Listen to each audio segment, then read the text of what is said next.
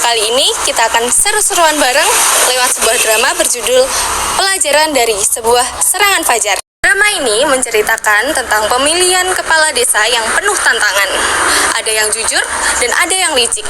Nah, gimana ya kira-kira kalau mereka diuji dengan politik keuangan? Apa mereka mampu untuk melawan ketidakadilan? Tonton sampai habis karena drama ini mengajarkan kita tentang pentingnya nilai-nilai Pancasila.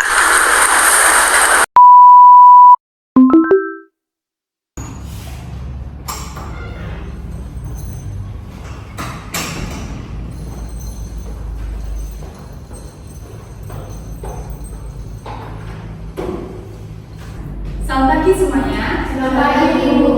Baiklah, hari ini kita akan belajar tentang topik dari pelanggaran dari Pancasila sebagai etika politik. Saya akan membagi kalian untuk bermain sebuah drama. Siapa nih yang akan ikut? Aku. Saya. Baiklah, Ibu akan membagi untuk perannya ya. Ya. Oke. Sita, kamu sebagai calon pemimpin yang licik. Lalu Nastiti, kamu sebagai calon pemimpin yang jujur, dan Nora, kamu sebagai pengawas dari pemilihan umum. Baiklah, yang lainnya yang tidak disebut berperan sebagai warga desa ya. Tema kita adalah serangan fajar, yang mana serangan fajar ini adalah praktik dari pelanggaran etika Pancasila sebagai etika politik.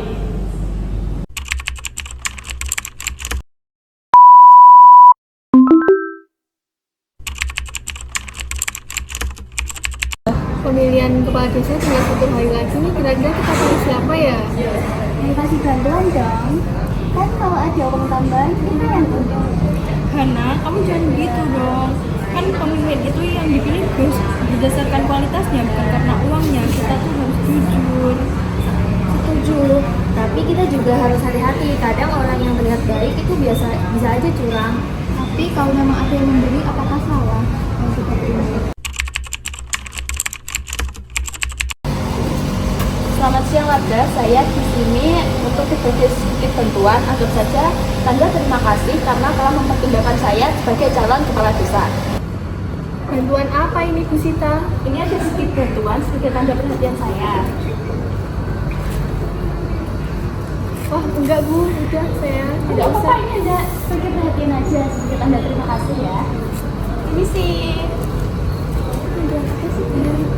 Apa yang dilakukan Ibu Sita itu curang, kita tidak boleh menerima uangnya.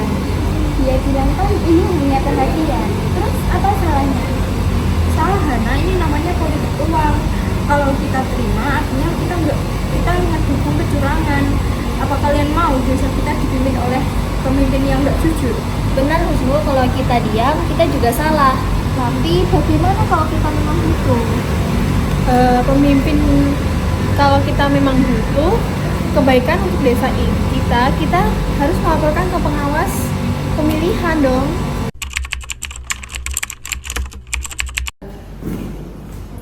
Bu Aura, saya ingin melaporkan bahwa Bu Sinta melakukan politik uang. Ini bukti fisiknya, lalu ini bukti rekamannya. Coba Ibu lihat. Terima kasih atas laporan kalian, saya akan menyelidiknya dan permasalahan ini merupakan pelanggaran yang serius.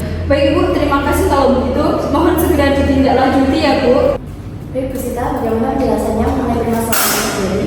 Saya hanya ingin membantu warga, ini bukan politik uang. Tadi uang itu sebagai tanda perhatian saya kepada warga. Bu Sinta, kalau ingin menang harus berlaku adil, bukan bermain kecurangan. Lantas bagaimana dengan masa depan desa kita?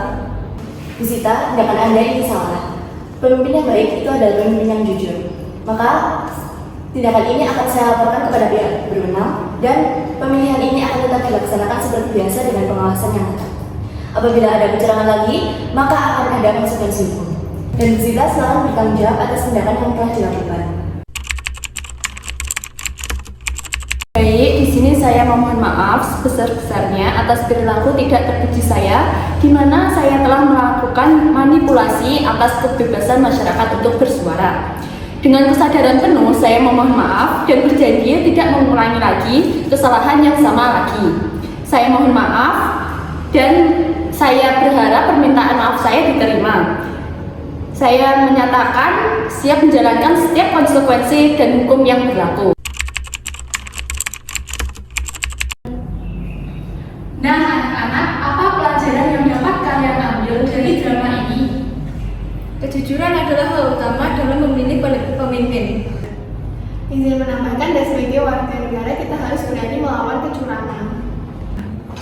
Izin menjawab Ibu, baik warga maupun pemimpin, kita harus wajib bertanggung jawab untuk memilih hal yang bijak. Izin menjawab Ibu, saya belajar untuk tidak mudah tergoda dengan bantuan instan. Izin menjawab Ibu, sebagai warga negara saya berpendapat kalau pemimpin harus memberikan contoh yang baik. Izin menjawab Ibu, sebagai pemimpin kita harus memiliki integritas, bukan memilih suara.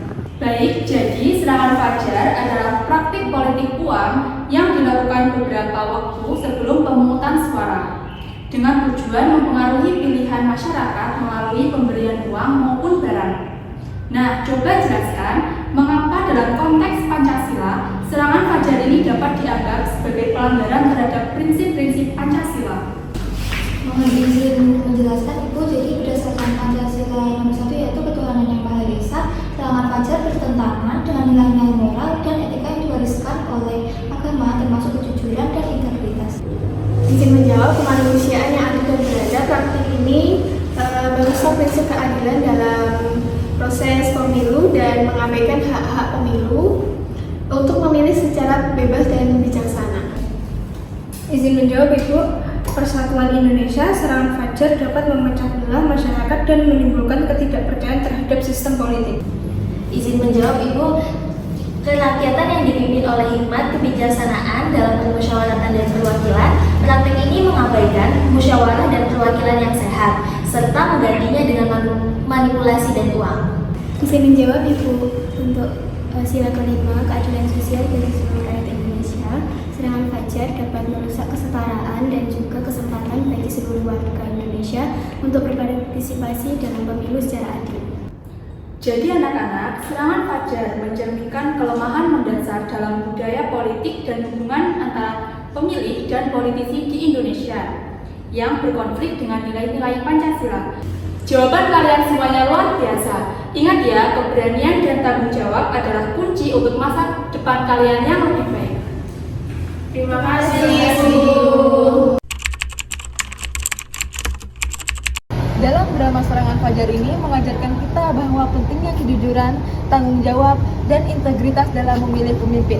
Dalam cerita ini, warga desa menghadapi godaan politik uang dari calon pemimpin yang licik, yaitu Pak Raka. Namun, melalui diskusi dan keberanian untuk melaporkan tindakan curang tersebut, warga akhirnya menyadarkan bahwa pemimpin yang baik harus dipilih berdasarkan kualitas dan kejujuran, bukan uang atau pengaruh sesaat. Mungkin itu saja yang bisa kami sampaikan. Jika ada kurang dan lebihnya, mohon dimaafkan. Terima kasih.